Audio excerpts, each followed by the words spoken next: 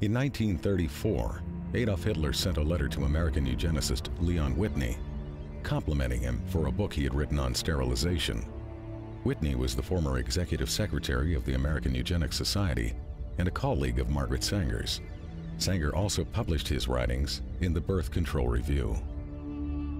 In the book that Hitler was praising, Whitney had written that America could eliminate what he called the slum elements of society by sterilizing the lowest 25% of its population. He claimed this was necessary because such people are too stupid to understand or practice even simple methods of contraception. Besides, he said, the country would hardly miss them.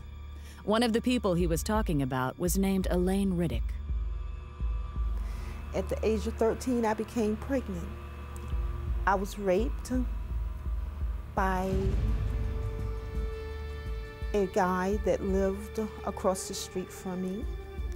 He snatched me off the street and molested me and threatened my life and said if I ever told anyone that he would kill me.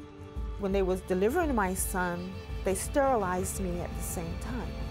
They had approached my grandmother and said that if she wanted to continue to receive supplement, welfare and food stamps, or at this time they was giving out these surplus foods, canned cheese, I think it was, powdered eggs, and said that if she did not sign the X, that they were going to stop her supplements. Mind you, my grandmother was illiterate. She had never, ever gone to school. She didn't understand what it was. So she signed the X, and they did this to me. I did not find out that they had sterilized me until I was 19 years old. I asked the state of North Carolina why they did this to me, and they said that because I was feeble-minded, that I would not be able to take care of myself, I would not be able to tie my shoes, that I was just incompetent. The state of North Carolina also said that I had never performed, at the age of 13, I had never performed a day's work in my life. They couldn't get me to do anything. But at the age of 13, I mean, should I not have been in school?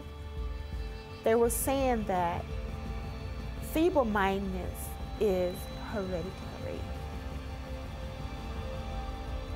So they sterilized me so I would not produce my kind.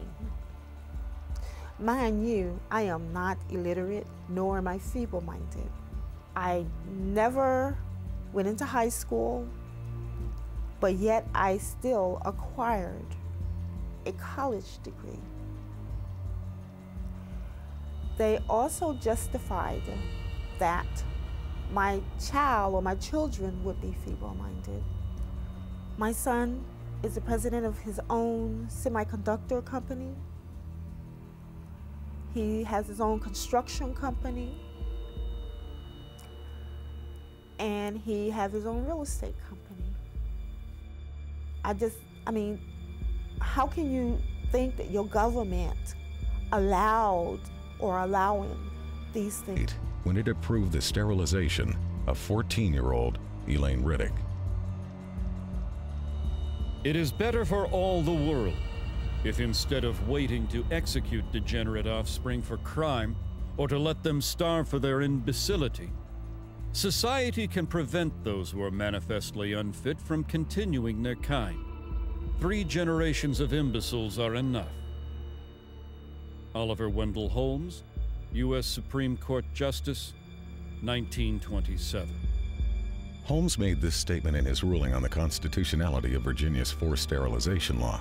It mirrored the views of President Theodore Roosevelt, who had originally appointed Holmes to the Supreme Court. In a 1913 letter to American Eugenics Society founder Charles Davenport, Roosevelt had stated that the country had no business allowing citizens of the wrong type to reproduce. In 1907, Indiana had become the first of more than 30 states to pass sterilization laws, And some of those laws stayed on the books well into the 1970s. In fact, the state of Oregon did its last sterilization in 1981 and did not abolish its eugenics board until October of 1983. Some states practice sterilization without ever creating an official eugenics board. In those instances, few if any records were kept. And in the states that did keep records, many have never been made available to the public. But in just those states that have released their records, it is known that at least 60,000 Americans were sterilized, and they were disproportionately Black. In addition, during a 1973 lawsuit, a federal judge estimated that as many as 150,000 additional low-income women may have been sterilized under federal programs alone. These sterilizations were often performed without the patient's knowledge or consent, and sometimes against their will. It was also common for social workers to tell welfare recipients that they would lose their benefits if they did not agree to be sterilized. In some cases, poor families were even threatened with the loss of welfare unless they brought their children in for sterilization. The result was that some of the people sterilized were as young as 10 years old.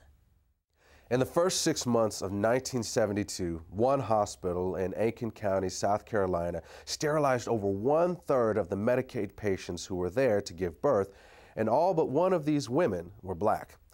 One patient said she was told by all 3 of the county's obstetricians that they would not deliver her baby unless she agreed to be sterilized. Her claim was later confirmed by each of the doctors. Another patient said she was told by one of these same physicians that he was tired of having to help support the babies of welfare recipients and that she could either agree to be sterilized or find another doctor. The law of nature says that only the fit shall survive. When a nation disregards this law by protecting the unfit and encouraging their multiplication, this nation invites inevitable destruction. As far as New Jersey is concerned, sterilization is an economic necessity. And as far as the United States is concerned, sterilization is a matter of national preservation. Fred Shepard, Assemblyman. Fred Shepard was a member of the New Jersey State Legislature. He made this statement upon his introduction of a sterilization bill in March of 1942. In some parts of the country, Planned Parenthood was closely associated with these state eugenics boards and was often a referral agency for them. But the system did not always run smoothly. In 1969, when the number of sterilizations approved by the Iowa State Eugenics Board began to drop, the board was attacked in the press by the executive director of Planned Parenthood, Robert Weber. He said that he was alarmed by the decline in numbers and that the Eugenics Board should expand its approval criteria. Board Chairman Dr. S.M. Corson responded that the board's guidelines were already fairly broad. He pointed out that approvals were routinely given for young girls for no reason other than the board's speculation that they might likely one day engage in immoral behavior without the capacity for being wives and mothers. At that point, Weber publicly scolded the board and told them that they should either increase the number of sterilizations or quit. From its beginning, Planned Parenthood always had powerful ties to the American eugenics community. In fact, in many places they were often one and the same. For example, when the first birth control clinic was opened in Arkansas, it was operated by the Arkansas Eugenics Association and overseen by a woman named Hilda Cornish. Later, the Arkansas Eugenics Association would become the Arkansas state affiliate of Planned Parenthood, and Cornish would be named its executive director. During the 4 months that American Birth Control League director Lothrop Stoddard was in Nazi Germany, he not only met with Hitler and SS chief